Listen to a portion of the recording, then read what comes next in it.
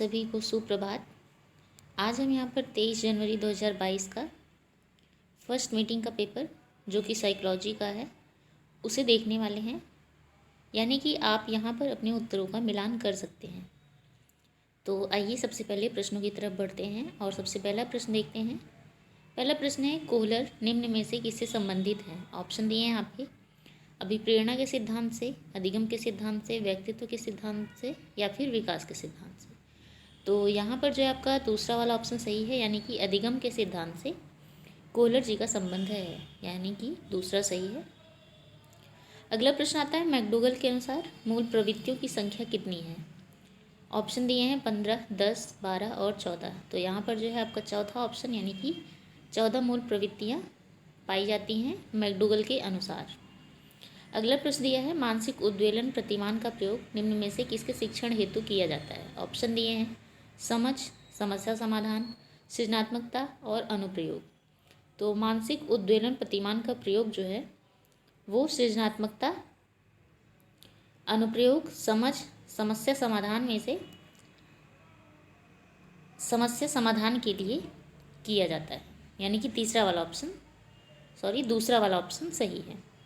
अगला प्रश्न है, किसके प्रयोग में कुत्ता एक विषयी था, यानी कि किन्होंने अपना प्रयोग कुत्ते के ऊपर किया था? ऑप्शन दिए हैं स्किनर, कोहलर, थॉर्नडाइक और पावलोव। तो यहाँ पर जो है पावलोव सही हो जाएगा, यानी कि चौथा ऑप्शन। और आपको थोड़ा सा पता भी होगा कि पावलोव ने कुत्ता छोड़ा थॉर्नडाइक की बिल्ली पर, तो यहाँ से भी आप थोड़ा सा याद कर सकते थे। अगला प्रश्न है, मौलिकता, नमनीयता तथा प्रवाह निम्न में से किसके घटक हैं? ऑप्शन दिए हैं बुद्धि, अभिप्रेरणा, व्यक्तित्व और सृजनात्मकता। तो यहाँ पर जो है चौथा ऑप्शन सही है, यानी कि मौलिकता, नमनीयता और प्रवाह सृजनात्मकता के निम्न घटक हैं। अगला प्रश्न है, युयुत्सा है मूल प्रवृत्ति, चिंतन, कल्पना या संवेग? तो कल्पना और चिंतन को अगर आप हटा देते हैं तो संवेग और मूल प्रवृत्ति में थोड़ी कन्फ्यूजन आपको आएगी, जिसमें संवेग तो नहीं लेकिन मूल प्रवृत्ति जो है युयुत्सा एक है। ठीक। अगला प्रश्न आता है, बालकों के सामाजिक विकास को प्रभावित करने वाले तत्व हैं। तो आप अगर प्रश्न को ध्यान से पढ़ेंगे तो आपको इसका उत्तर इसी में दिखेगा कि बालकों के सामाजिक विकास को प्रभावित कौन करेगा? सामाजिक परिवेश ही प्रभावित करेंगे। तो यहाँ पर जो है डी वाला ऑप्शन सही है, यानी कि सामाजिक परिवेशजन्य तत्व। अगला प्रश्न आता है, शारीरिक विकास का एक प्रमुख नियम इनमें से कौन सा है? ऑप्शन है मानसिक विकास से भिन्नता का नियम, कल्पना संवेगात्मक विकास से संबंध का नियम, द्रुतगामी विकास का नियम और अनियमित विकास का नियम। तो यहाँ पर जो है तीसरा वाला ऑप्शन यानी कि द्रुतगामी विकास का नियम जो है ये शारीरिक विकास से संबंधित है, क्योंकि शरीर का विकास जो है जो अन्य स्टेजेस होते हैं किसी बालक के शुरुआती दौर से लेकर के वृद्धावस्था तक के दौर में, इसमें बताया जाता है कि जहाँ पर सबसे तेज़ विकास हो वो द्रुतगामी विकास यानी कि शारीरिक विकास जो है कहीं कहीं रहता है ना, जैसे शैशवावस्था है तो उसमें बच्चे का विकास बड़ी तेज़ी से होता है, फिर बाल्यावस्था में थोड़ा सा आके धीमा हो जाता है, किशोरावस्था में थोड़ा और स्टॉप लग जाता है और फिर बहुत धीमा चलता है। ठीक, यानी यहाँ पर तीसरा वाला ऑप्शन आपका सही है। अगला प्रश्न ये है, निम्न में से कौन सा विकास का सिद्धांत नहीं है? ऑप्शन है अनुकूलित प्रत्यावर्तन सिद्धांत, समान प्रतिमान का सिद्धांत, परस्पर संबंध का सिद्धांत और निरंतर विकास का सिद्धांत। तो यहाँ पर जो है अनुकूलित प्रत्यावर्तन सिद्धांत यानी कि पहला वाला ऑप्शन सही है, ये विकास का सिद्धांत नहीं है। अगला प्रश्न आता है, विकास के परिणाम स्वरूप नवीन विशेषताएं और नवीन योग्यताएं प्रकट होती हैं, यह कथन किसने दिया है? ऑप्शन है आपके गैसल, डगलस और हॉलैंड, मेरिडिथ और हरलॉक। तो यहाँ पर जो सही ऑप्शन है वो आपका हरलॉक है। हरलॉक जी ने कहा है कि विकास के परिणाम स्वरूप नवीन विशेषताएं और नवीन योग्यताएं प्रकट होती रहती हैं। अगला प्रश्न दिया है, पूर्व अनुभव के आधार पर संवेदना की अर्थ प्रदान करना कहलाता है कल्पना, चिंतन, स्मृति और प्रत्यक्षीकरण। तो जिसमें आपका पूर्व अनुभव जो है आपको मिला हो उसके आधार पर आप संवेदना यानी कि उसका अर्थ दे रहे हो, तो वो प्रत्यक्षीकरण से मूल रूप से संबंधित होगा, क्योंकि कल्पना इसमें हो नहीं सकती। कल्पना में पूर्व अनुभव की कोई ज़रूरत नहीं है और चिंतन में भी नहीं है, स्मृति में भी नहीं। यहाँ पर आपका डी वाला ऑप्शन सही है। अगला प्रश्न है, सीखने में प्रयास व भूल के सिद्धांत का प्रतिपादन किसने किया था? ऑप्शन दिए हैं कोहलर, गेस्टाल्ट, पावलोव और थॉर्नडाइक। तो यहाँ पर जो है थॉर्नडाइक ऑप्शन सही है। थॉर्नडाइक ने बिल्ली के ऊपर प्रयोग करके अपना सिद्धांत जो है बताया था। अब देखिए अगला प्रश्न, औसत बुद्धि वाले बालकों का बुद्धिलब्धि स्तर होगा ऑप्शन आप देख रहे हैं, यहाँ पर औसत बुद्धि का मतलब है सामान्य बुद्धि से, तो यहाँ पर जो है 90 से 109 यानी कि तीसरा वाला ऑप्शन आपका बिल्कुल सही है। अगला प्रश्न आता है, निम्न में से कौन तरल क्रिस्टलीय बुद्धि के प्रतिमान के प्रतिपादक थे? ऑप्शन दिए हैं कैटल, स्किनर, वर्नन और थॉर्नडाइक। तो स्किनर और थॉर्नडाइक तो अधिगम के सिद्धांत से ही संबंधित है, इनको हटा दीजिए। वर्नर और कैटल में आपको थोड़ी कन्फ्यूजन रही होगी, तो कैटल का तरल क्रिस्टलीय सिद्धांत आपने पढ़ा होगा, या पहला वाला ऑप्शन आपका बिल्कुल सही है। अगला प्रश्न आता है, क्रियाप्रसूत अधिगम सिद्धांत का प्रतिपादन किसने किया? हल, स्किनर, हेगार्टी और थॉर्नडाइक। तो यहाँ पर जो है क्रियाप्रसूत अधिगम सिद्धांत का प्रतिपादन स्किनर ने किया था। ठीक। अगला प्रश्न है, ब्लूप्रिंट निम्न में से किसका महत्वपूर्ण घटक है? तो ये जो ब्लूप्रिंट है ये परीक्षण निर्माण, परीक्षण अंकन, प्रशासन और वैधता, इन सब में जो है परीक्षण निर्माण में ही ब्लूप्रिंट का प्रयोग किया जाता है, यानी कि पहला वाला ऑप्शन ही आपका सही हो जाएगा। अगला प्रश्न आता है, विकास की पूर्व संक्रियात्मक अवस्था को इनमें से किसने दिया है? ऑप्शन है आपके ब्रूनर, स्किनर, कोहलर और पियाजे। तो यहाँ पर जो है आपका पियाजे ऑप्शन सही है। तो पियाजे क्यों सही है? क्योंकि पियाजे ने जो बालक की अवस्थाएं थी उन्हें 4 वर्गों में विभाजित किया था, जिसमें पहली अवस्था थी संवेदीगामक अवस्था, दूसरी थी पूर्व संक्रियात्मक अवस्था, तीसरी मूर्त संक्रियात्मक अवस्था और चौथी थी औपचारिक संक्रियात्मक अवस्था, जिसे हम अमूर्त संक्रियात्मक अवस्था के नाम से भी जानते हैं। अगला प्रश्न है, MPPI परीक्षण का उपयोग निम्न में से किसके मापन में किया जाता है? ऑप्शन दिए हैं व्यक्तित्व, सृजनात्मकता, संप्राप्ति और बुद्धि। तो MPPI का उपयोग जो है व्यक्तित्व के मापन में किया जाता है, यानी कि पहला वाला ऑप्शन आपका सही है। बढ़ते हैं अगले प्रश्न की तरफ। अगला प्रश्न यह है, अधिगम हेतु निम्न में से क्या सर्वाधिक आवश्यक है, यानी कि सबसे ज़रूरी चीज़ क्या है अगर हम कोई चीज़ सीखना चाह रहे हैं तो जिसमें अभिप्रेरणा, निर्देशन, परिपक्वता और रुचि। तो परिपक्वता हालांकि ये बात का है, निर्देशन भी बात का है। अभिप्रेरणा और रुचि ये दोनों ही थोड़े विवादित क्वेश्चन ऐसे क्यों लग रहे हैं? क्योंकि अभिप्रेरणा की अगर अंदर से प्रेरणा नहीं रहेगी तो बच्चे की सीखने की जो इच्छा है वो नहीं होगी, और रुचि भी ज़रूरी है क्योंकि रुचि के अनुसार ही बच्चा सीखता है। तो यहाँ पर आप इन्हीं दोनों उत्तरों में थोड़ा कन्फ्यूज रहेंगे। हालांकि जब रिजल्ट इसका जो है आंसर की 27 जनवरी को आने वाला है, तभी आप उसको मिलाइएगा, देखते हैं उसमें आयोग की तरफ से क्या उत्तर जारी किया जाता है। अगला प्रश्न, शैशव काल का समय है। ऑप्शन दिए हैं जन्म से 6 वर्ष और जन्म से 2 वर्ष, 15 वर्ष तक, 12 से 18 वर्ष तक। तो ऊपर के दोनों ऑप्शन तो आपको पहले से ही हट जा रहे हैं। जन्म से 6 वर्ष तो ये जो है सर्वाधिक मान्य है, और जन्म से 2 वर्ष यह रॉस के द्वारा बताया गया है। तो देखते हैं इसका आंसर क्या आता है। अगला प्रश्न है, कोहलर ने अपने प्रयोग से यह सिद्ध किया कि अधिगम क्या है?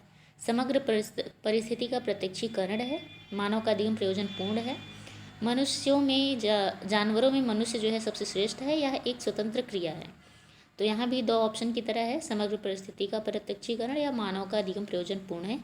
इन दोनों में से क्या सही होगा ये तो आयोगी बता सकता है।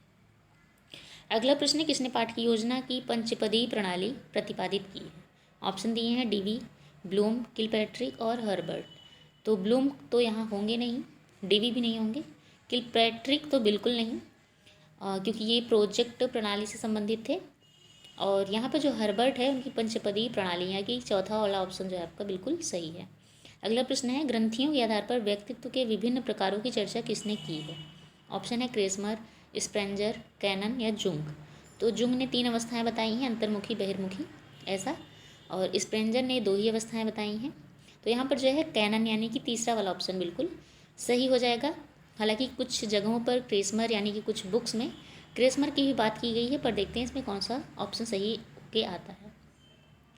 अगला प्रश्न देखिए आप लोग, सृजनात्मकता मौलिक परिणामों को अभिव्यक्त करने की मानसिक प्रक्रिया है, यह कथन किसने कहा है? कोल एवं ब्रीस ने, क्रो ने, डिहान ने या ड्रेवल ने।